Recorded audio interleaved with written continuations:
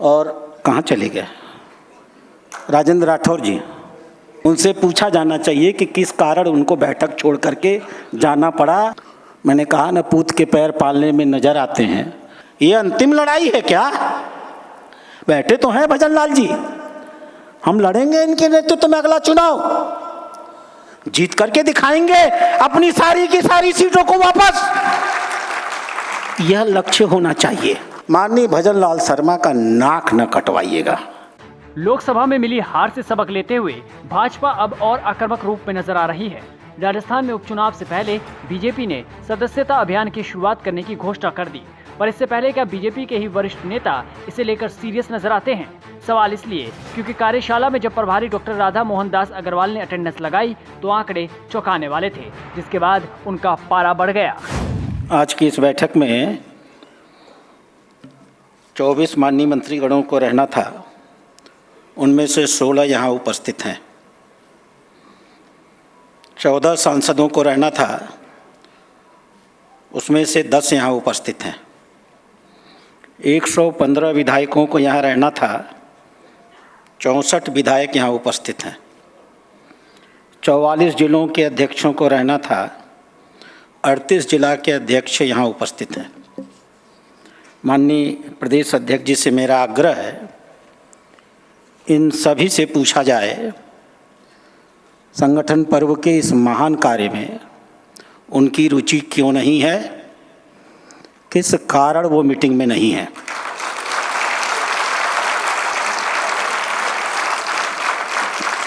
ये कतई स्वीकार्य नहीं है।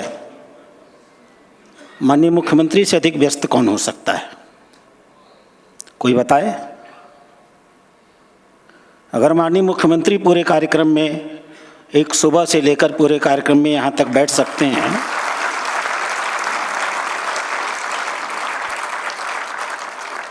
तो माननीय मुख्यमंत्री को सबके बारे में तय करने का अधिकार दिया जाना चाहिए। इतना ही नहीं, एक पल ऐसा भी आया जब प्रदेश प्रभारी ने राजेंद्र राठौर का नाम लेते हुए पूछा कि वो कहाँ हैं, और सख्त लहजे में कहा कि मुझे इसका जवाब चाहिए, और कह दिया कि वो संगठन से ऊपर नहीं है।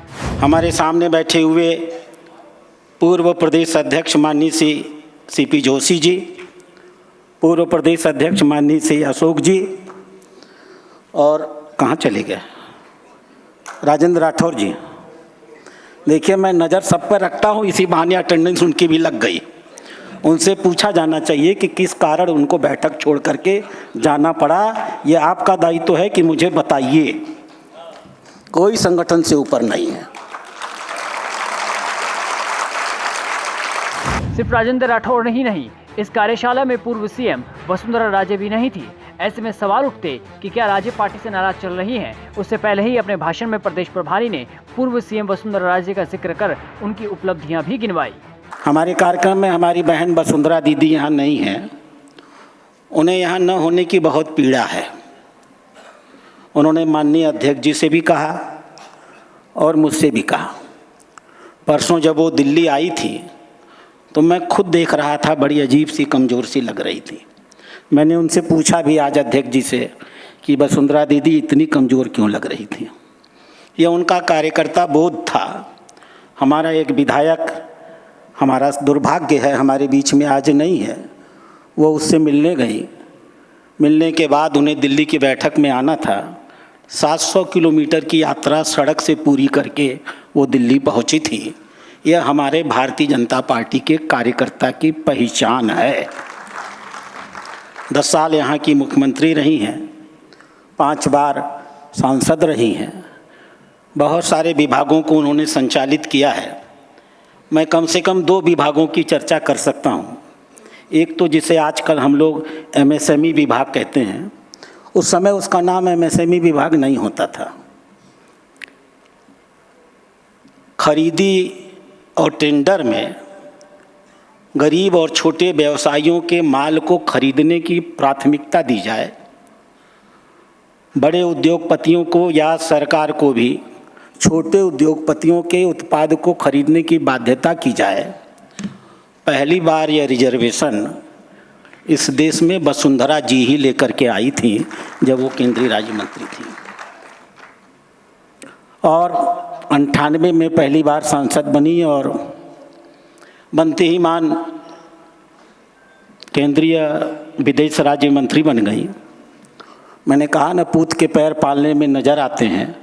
मार्च में सांसद बनी और मई में आप सबका सौभाग्य है 5 बार विस्फोट करके हमने पूरी दुनिया को एक चुनौती दिया था कि भारत की यह सरकार, भारतीय जनता पार्टी की सरकार किसी भी अंतर्राष्ट्रीय दबाव में अपने हित के खिलाफ जाने को कतई नहीं तैयार है और भारत की ओर से सबसे मजबूत लड़ाई करने का काम एक विदेश राज्य मंत्री के रूप में आपकी वसुंधरा दीदी ने किया था। मैं उनके ऊपर और उनकी उपलब्धियों पर भी बोलूं तो बोलता रह जाऊंगा। कभी मौका आएगा तो उन पर भी हम लोग विस्तार से चर्चा करेंगे। हक है उनका, बहुत कुछ दिया है उन्होंने इस राजस्थान को। भारतीय जनता पार्टी को हमेशा उनका एहसान मानना चाहिए। कम से कम एक योजना की चर्चा मैं ज़रूर कर दूंगा, नहीं तो विषयांतर हो जाएगा। भामाशाह योजना, मैं कह सकता हूं कि भारतीय जनता पार्टी की केंद्रीय इकाई ने भामाशाह योजना को आयुष्मान भारत योजना के नाम से उनसे प्रेरणा लेकर के प्रारंभ किया। भाषण के अंत में प्रदेश प्रभारी ने बता दिया कि अगला चुनाव भी भजनलाल शर्मा के नेतृत्व में लड़ा जाएगा और ये नाक की लड़ाई होगी। जाहिर है कि कांग्रेस लगातार भजनलाल सरकार पर पर्ची सरकार होने का आरोप लगाती रहती है, तो क्या ये भाषण उनको जवाब था? 11 तो सांसद क्या बन गए, आपका चेहरा उतर गया। अरे बन गए। कुछ गलतियां हमसे हुई होंगी, कुछ अनजाने में कमियां हमारी रही होंगी। ये अंतिम लड़ाई है क्या? बैठे तो हैं भजनलाल जी, हम लड़ेंगे इनके नेतृत्व में अगला चुनाव, जीत करके दिखाएंगे अपनी सारी की सारी सीटों को वापस। यह लक्ष्य होना चाहिए। इस लक्ष्य के लिए हम इस सदस्यता अभियान को लेकर के चलते हैं। माननीय भजनलाल शर्मा का नाक न कटवाइएगा, इनको सुपनखा न बनाइएगा। बनाएंगे 1.25 करोड़ अगर कहा है तो 1.25 करोड़ से एक कम सदस्य बन करके नहीं आना है। भारत माता के। अब राज्य प्रभारी के तर्क तेवर से ये तो जाहिर है कि बीजेपी अगले चुनाव की तैयारी में लग चुकी है।